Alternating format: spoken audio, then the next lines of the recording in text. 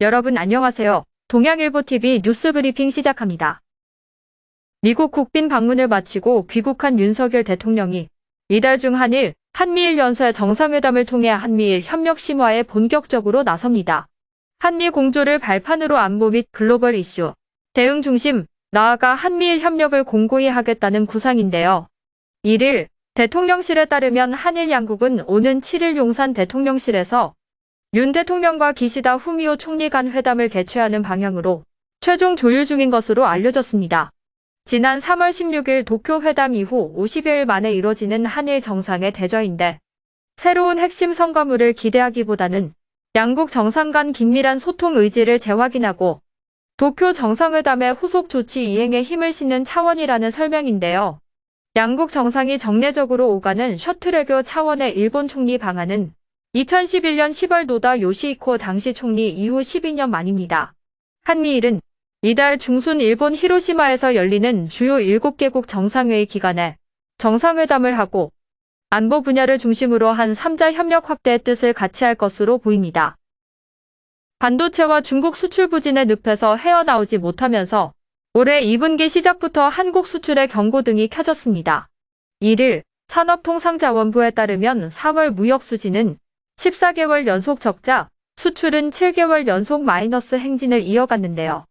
다만 무역수지 적자폭은 점차 개선되는 흐름인데 상반기 내 무역수지 흑자 전환 기대감도 고개를 들고 있습니다. 한국 수출을 떠받치는 두 축인 반도체 업황 및 대중 수출 실적의 개선 여부가 관건으로 꼽힙니다. 4월 반도체 수출액은 지난해 8월부터 9개월 연속 하락으로 전년 동월 대비 41.0% 감소한 63억 8천만 달러에 그쳤는데요.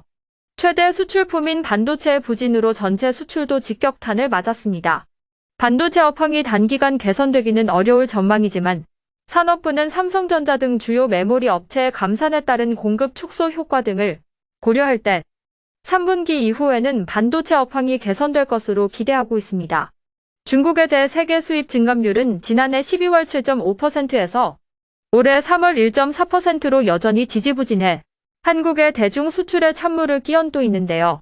산업부 김원기 무역투자실장은 반도체 업황이 개선되고 중국의 리오프닝 효과가 나타나면 2분기와 3분기가 지나면서 효과가 서서히 나타날 것이란 전망에 동의한다고 답했습니다.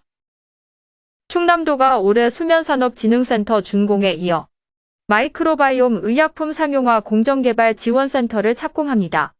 총 사업비는 259억 원이 투입되며 지난해 5월 사업에 착수했는데요. 2025년 상반기 센터가 문을 열면 마이크로바이옴 의약품 상용화 공정개발 등을 통해 의약품 신시장 창출 및 글로벌 시장 선점을 목표로 추진에 박차를 가할 계획입니다. 올해 7월 준공 예정인 수면산업진흥센터는 수면 제품 성능이나 안전성 등에 대해 시험, 검사, 인증을 위한 지원센터인데요. 최재성 도 산업육성과장은 마이크로바이옴 지원 및 수면산업진흥센터의 구축은 충남이 첨단 바이오 산업을 선도할 수 있는 원동력이 될 것이라며 센터를 중심으로 신산업 분야 중소기업에 대한 체계적 지원과 육성을 통해 글로벌 시장 진출 기회가 마련될 것으로 기대한다고 밝혔습니다. 옛 명칭 원숭이 두창으로 불렸던 엠폭스, 국내 감염 확진자가 꾸준히 나오고 있지만 관련 정보에 대한 일반인들의 이해도는 아직 부족한 것으로 조사됐습니다. 서울대 보건대학원 유명순 교수팀은 지난달 한국리서치와 함께 성인 남녀 1,000명을 대상으로 엠폭스 인식 온라인 설문조사를 실시했는데요. 응답자들은 국내 감염 현황, 의심 증상 시 행동 요령, 국내 위기경보 수준 등 5개 영역 엠폭스 정보 중 비교적 정확히 알고 있는 것을 모두 표시해달라는 문항에서 39.1%가 비교적 정확히 아는 게 하나도 없다는 보기를 택했습니다. 특히 국내에서 이용 가능한 치료제나 백신은 없다는 문항에서 오답률이 정답률보다 높았는데요. 이 문항에선 모르겠다는 응답이 절반을 넘었습니다. 현재 국내엔 백신 진네오스와 항바이러스제 테코비리마트가 확보돼 있는 상황입니다. 유 교수는 일반 국민의 엠폭스 대응 효능감을 높일 구체적인 행동 요령 정보와 소통 강화가 필요할 것으로 보인다고 밝혔습니다. 충주어린이과학관이 5일 어린이날을 맞아 어린이와 가족들이 함께 참여할 수 있는 축제를 마련합니다. 이날 행사는 흥미로운 과학 원리를 오감으로 체득할 수 있도록 다양한 체험 부스를 운영하는데요. 특히 창의적 사고력을 키울 수 있는 너디더비, 레이싱카 만들기, 소형 공작 도구 등을 활용한 시계 만들기 등 다채로운 프로그램도 운영할 예정입니다. 또 한국교통대 과학문화진흥센터는 빛을 주제로 한 알록달록 빛놀이와 간이분광기 만들기, 태블릿을 이용한 코딩 로봇 체험하기 등의 프로그램도 준비했는데요.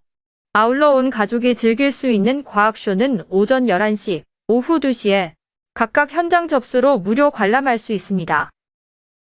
지금까지 동양일보TV 뉴스 브리핑이었습니다.